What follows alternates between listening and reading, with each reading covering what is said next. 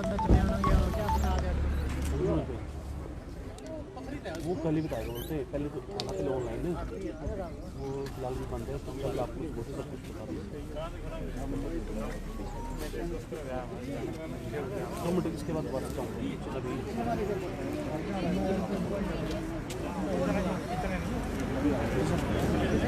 नमस्कार, live time TV देख रहे सभी दर्शकों का स्वागत है। और इस समय हम मौजूद हैं राजधानी शिमला में, और ये जो आप लोग देख रहे हैं ये है एसएमसी टीचर फिर से एक बार यहाँ पर अपनी मांगों को लेकर सड़कों पर उतर चुके हैं। बात करें पिछले इनके धरने की, जो पिछला जो इनका विरोध था वो भी लगभग 46 दिन तक यहाँ पे चला था। सिर्फ इनको आश्वासन यहाँ पर मिला था, उसके बाद आश्वासन के बाद इन्हें जो इनकी जो मांगे थी वो पूरी नहीं की गई थी। और फिर से अब इनका ये कहना है कि फिर से यहाँ पर डटेंगे और अपनी मांगों को लेकर, अपने हक को लेकर जो है ये आज चुनाव मैदान में यहाँ पर आ चुके हैं। बात करें हम रोहित ठाकुर शिक्षा मंत्री की अगर बात करें तो उनका ये कहना है कि इन्हें संयम यहाँ पर रखना होगा और आरएमपी जो रूल है उसमें बदलाव यहाँ पर किया गया है और बहुत जल्दी जो है एसएमसी टीचर्स के लिए यहाँ पर कुछ न कुछ यहाँ पर सरकार करेगी। उनका ये कहना है कि परंतु अब काफ़ी समय यहाँ पर हो चुका है, सिर्फ यहाँ पर सरकार से बातचीत यहाँ पर होती है, आश्वासन यहाँ पर ज़रूर यहाँ पर मिलता है, इसके अलावा यहाँ पर कुछ नहीं होता है। तो फिर से अब ये अपनी मांगों को लेकर यहाँ पर आ चुके हैं और आप देख रहे हैं कि काफ़ी संख्या में ये लोग यहाँ पर पहुँचे हैं और ये संख्या और भी बढ़ सकती है क्योंकि कुछ लोग बर्फ़बारी के कारण जो है यहाँ पर फंसे हैं। वो कुछ ही देर यहाँ पर बात पहुँचेंगे, पर उससे पहले जो है इनकी क्या डिमांड है, क्या ये चाहते हैं, इनसे हम बातचीत करेंगे।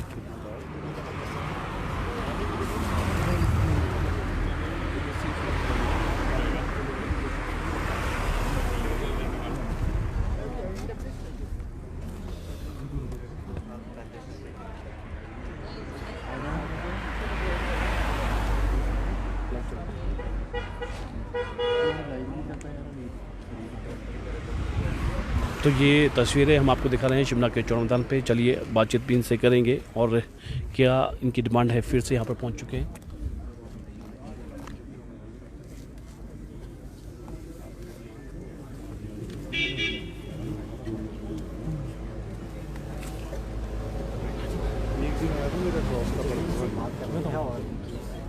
पंडित जी आ जाओ जी, एक बार फिर से आप सड़कों पर है, काफ़ी लोग यहाँ पर पहुँच चुके हैं। ऐसी क्या वजह है कि पहले भी आप धरना प्रदर्शन आपने किया और आपको फिर से यहाँ पर आना पड़ा? सबसे पहले आप सभी पत्रकार बंधुओं का स्वागत। आज के बारे में बताना चाहूँगा, आज जो हमारे साथी फिर यहाँ पे चौड़ा मैदान स्थल में पहुँचे हैं, अभी पहुँचे नहीं है क्योंकि ये जो धरना सिर्फ आज का नहीं है, ये तब तक के लिए है जब तक हमारा जो ऑर्डर जारी नहीं हो जाता है, प्रक्रिया शुरू नहीं हो जाती है। ये बात यूँ है कि जैसे ही 2023 से इस विषय में रेगुलराइजेशन के लिए कमेटी बनाई गई थी और उसके बाद जो है आज 25 लग गई 2025 और 7 मार्च 2024 की जो कैबिनेट थी उसमें हमारे लिए प्रोविज़न किया था सेवाएं नियमित करने हेतु। तो हम थोड़े दुखी है, इस बात को हम ऐसे नहीं करना चाह रहे धरना कोई शोर शराबा हल्ला गोला, बट हम एक आत्म जो पीड़ा है वो सरकार को बताना चाह रहे हैं कि हमने कमी नहीं रखी। हमारी जो सैलरी 10-12 दिन में पूरी हो जाती है, बट अब जो नियमितीकरण का आपने फैसला लिया वो कहाँ अटका है, इस हेतु जो है अभी सुबह हमारे साथियों ने चलना शुरू कर दिया। कल अचानक से बर्फ़ भी गिर गई तो हमारे साथी ऑन द वे है, कोई फ़ोन चले थे 100 किलोमीटर भी दूर है अभी, क्योंकि आराम से आना है और आराम से बैठना है। दिन रात यहाँ पे अब अपने आप को पीड़ा ही दे सकते हैं। रोहित ठाकुर का ये कहना है कि थोड़ा संयम रखना होगा, जो है एसएमसी टीचर्स है, आरएमपी में रूल में बदलाव यहाँ पर किया है और कुछ बेहतर ही जो सरकार से यहाँ पर सोच रही है। इस तरह का आश्वासन किस तरह से आप देखते हैं, क्योंकि पहले भी आप जो धरना पर ये सारी चीज़ें करते हैं? इसी आप लोगों के माध्यम से मैं ठाकुर साहब के जवाब को वापस करना चाहूँगा। सर, आप जो कहेंगे हम धरना प्रदर्शन संयम ही रखेंगे, बट बात यूँ है कि थोड़ा सा संयम इसलिए नहीं रखा जा रहा, समय बहुत हो गया। 2012 की पॉलिसी से लेकर समय पर 25 और हमारी ही तर्ज पर period based Urdu Punjabi SMC teacher जिन्हें सरकार ने 7 साल बाद रेगुलर किया और हम मेरिट बेस्ड लगाए हैं। और सबसे बड़ी बात तो है कि दूरवर्ती क्षेत्रों में, ग्रामीण क्षेत्रों में, हार्ड और ट्राइब क्षेत्रों में तो संयम तो सर बहुत ही ज़्यादा रख लिया है। आपके कहने से तो और भी ज़्यादा रख लिया है, ठाकुर साहब के कहने से तो 2 साल रख लिया है, अब हमारी पीड़ा को ठाकुर साहब समझेंगे, ये हम उम्मीद करते हैं। कितने शिक्षक हैं और ऐसे कितने स्कूल हैं जहां पर सिर्फ एसएमसी अध्यापक ही हैं? ऐसे 150 से 200 स्कूल हिमाचल प्रदेश में है और वो ग्रामीण ही क्षेत्रों में है। और आप सभी जानते हैं कि मार्च का महीना है, पेपर जो है एग्ज़ाम प्रैक्टिकल तो आज और कल भी चले हैं, 4 तारीख से बोर्ड की परीक्षाएं हैं। हमें क्या ज़रूरत आन पड़ी इस समय उन बच्चों के, जिन बच्चों से हम 2012 से उनके साथ है। ऐसी भी हमारी कोई मंशा इतनी बुरी नहीं हो सकती, हम अध्यापक है, बट हम ध्यान केंद्रित करना चाहते हैं कि अति हो गई, समय बहुत ज़्यादा हो गया। तो सैकड़ों स्कूल ऐसे जहाँ केवल मात्र हम ही है, सारे काम कर रहे हैं, मतलब चपरासी का काम भी कर रहे हैं, सब काम कर रहे हैं। तो इसलिए ये बहुत ही गंभीर विषय है। तो हम क्या तो लग रहा है सरकार की इच्छा शक्ति नहीं? बच्चों का नुकसान सर कैसे नहीं होगा। अब हम भी भारी दिल पे हाथ रख करके यहाँ पहुँचे हैं, तो नुकसान तो होगा ही। अभी तो रिवीजन चलता है। एक तो सरकारी स्कूल में 10,000 पद खाली है और जहाँ पे है वहाँ पे हम ही है। ग्रामीण क्षेत्रों में क्या, ग्रामीण क्षेत्र के बच्चे, क्या आप उनके साथ ऐसा भेदभाव करना चाह रहे हैं? प्रश्न तो ये है सरकार से कि क्या आप नहीं चाहते कि आजकल रिवीजन के समय, पेपर के समय, क्या अध्यापक का होना बहुत ज़रूरी नहीं था?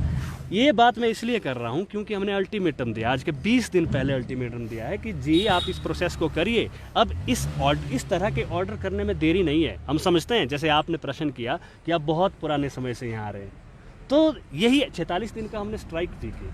तो ये गंभीर विषय है, हमने अल्टीमेटम भी दिया तब भी प्रोसेस शुरू नहीं हुआ। एक ऑर्डर तो करना है। अगर आपने कैबिनेट में 7 मार्च 2025 को डिसीजन लिया ही है तो क्या वो झुंझुना देने के लिए? एक्चुअली अब ना शिक्षक को इतना मत ठगाइए, ये बात क्या लग रहा है सरकार की मंशा नहीं है, चाहती नहीं है सरकार, क्योंकि 1 साल पहले ये कैबिनेट से अप्रूव हो गया था, फिर भी नहीं हो पाया? सरकार की मंशा तो है, काम किया है हमारे लिए, बट कागजों के घेर फेर में इतना नहीं उलझा सकते आप। 2 साल तक कागजों के घेर फेर में बन रहा है, नियम बन रहे हैं, हिमाचल प्रदेश सरकार ही नियम बना रही है, ऐसे कैसे नियम बन रहे हैं? तो इस बात से हम चिंतित है। अब सरकार का क्या रवैया रहता है?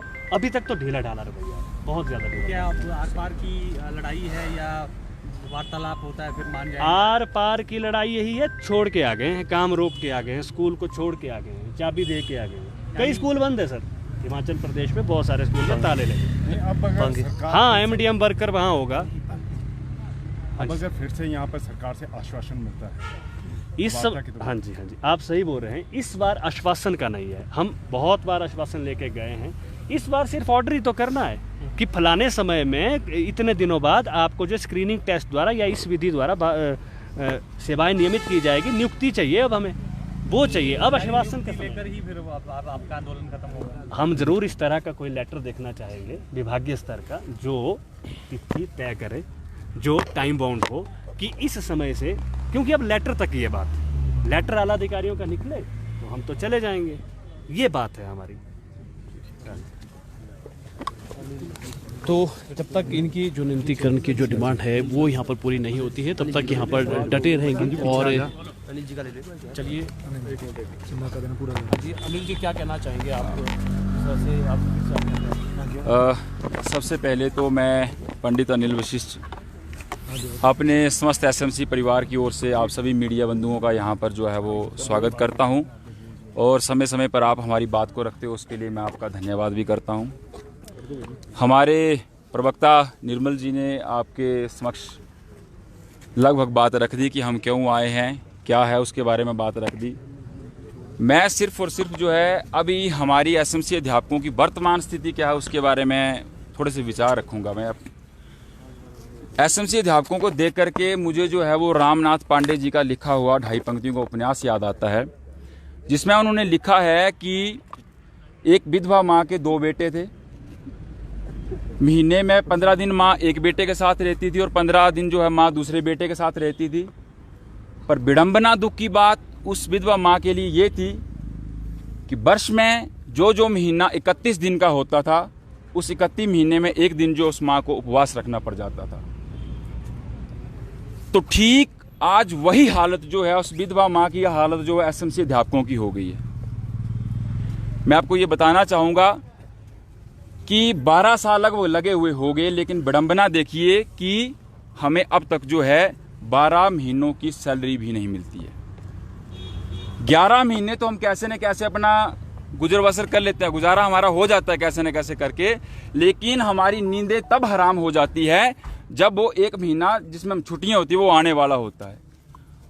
हम चिंता में पड़ जाते हैं कि हम जो है अपने परिवार का भरण पोषण कैसे करेंगे, बच्चों की फीस कैसे करेंगे और कैसे अपने परिवार का गुजारा करेंगे।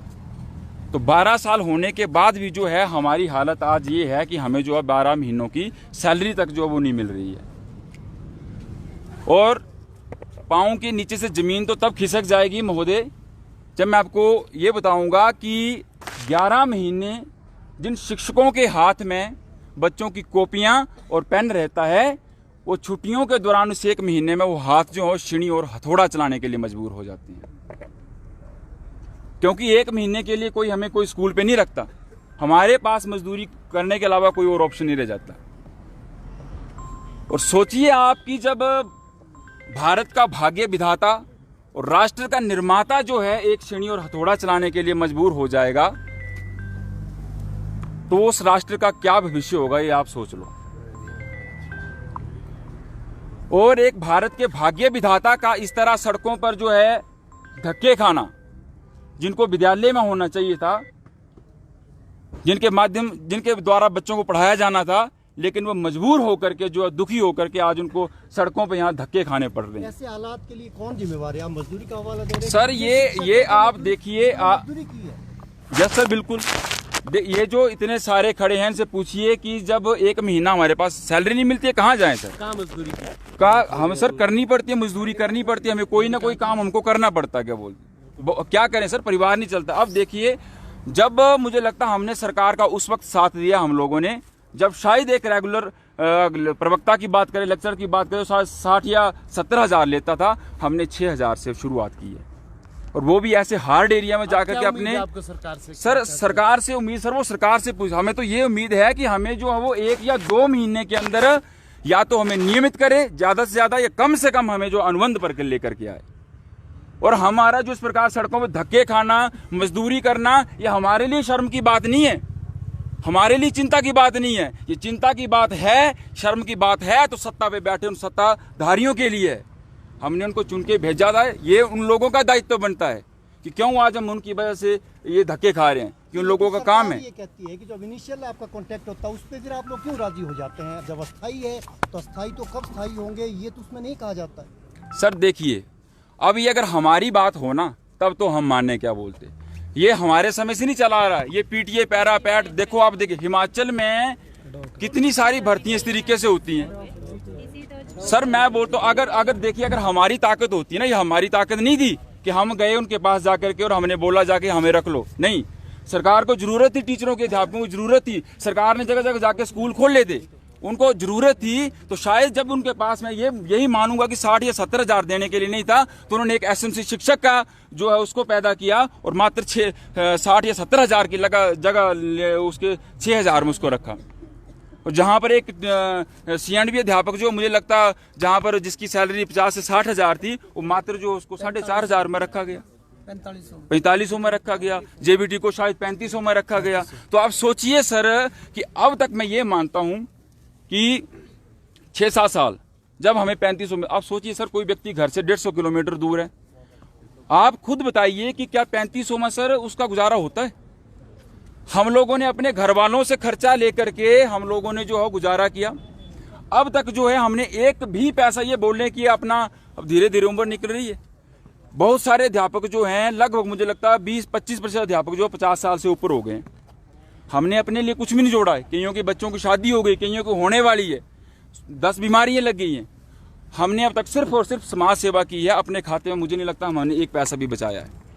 और 15,000 से व्यक्ति क्या करेगा सर?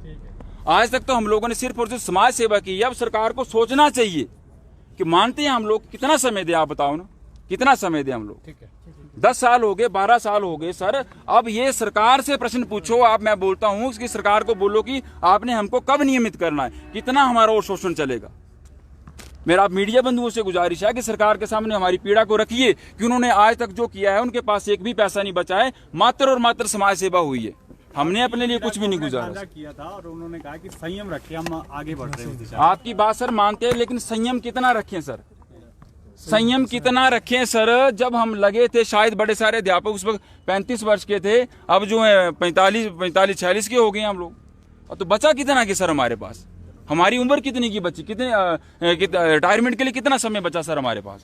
और दायित्व देखो, अब ऐसा नहीं इसको छोड़ के हम कहीं जा भी नहीं सकते, अब तो बंद गए हैं इसमें, अभी कहीं छोड़ के जा नहीं सकते, क्या करें, कहाँ जाएं अब इसी में ही हम लोग को जीना और इसी में मरना है। अब मजबूर हो गए हम, नहीं कब जाएंगे दोबारा, क्योंकि सरकार तो आश्वासन ही दे रही है। सर स्कूल में क्या जाना सर, अब आप ही बताओ कि स्कूल में ही तो जा रहे हैं हम लोगों ने तन मन। हम एक चीज और बताता हूँ, ऐसा नहीं है कि हम कोई हमारी इलेक्शन में जब ड्यूटी लगती है प्रिजाइडिंग ऑफिसर की हम ड्यूटी देते हैं, एग्जाम में सेंटर स्टूडेंट की हम ड्यूटी देते हैं, ऐसी कोरोना में नोडल ऑफिसर की हम ड्यूटी देते हैं। ऐसी कोई भी जगह नहीं है जहां पर हमारी ड्यूटी नहीं लगती है। जहां पर एक नियमित अध्यापक जो काम करता है बराबर उनके हम काम करते हैं।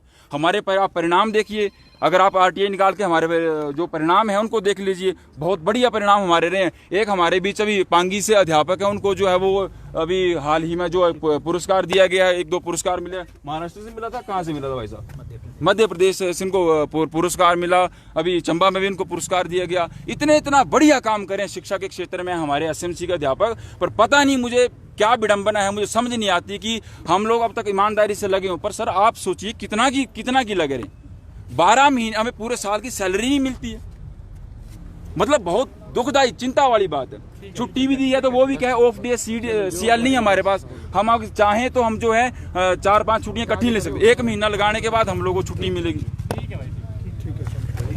तो ये अपना जो है दुख यहाँ पर बता रहे हैं कि इन्हें 12 महीने की भी सैलरी यहाँ पे नहीं मिलती है।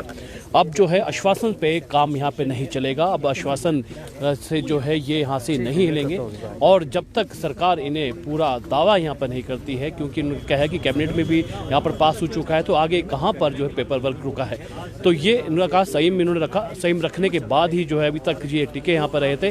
पर ये अब स्कूल बंद करके यहाँ पे आ चुके हैं, चाबियाँ यहाँ पर दे चुके हैं, क्योंकि कई स्कूल ऐसे हैं जो एसएमसी टीचर के सहारे यहाँ पर चल रहे हैं। और सीधा 2 टूक इनकी बात है, जब तक इनकी जो डिमांड है जो काफ़ी समय से यहाँ पर अटकी है ये नहीं पूरी होती है तो यहाँ से शिमला से नहीं हिलेंगे।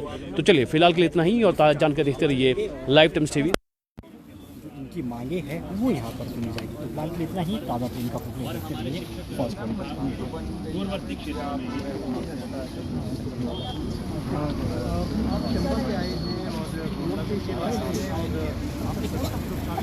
पॉइंट।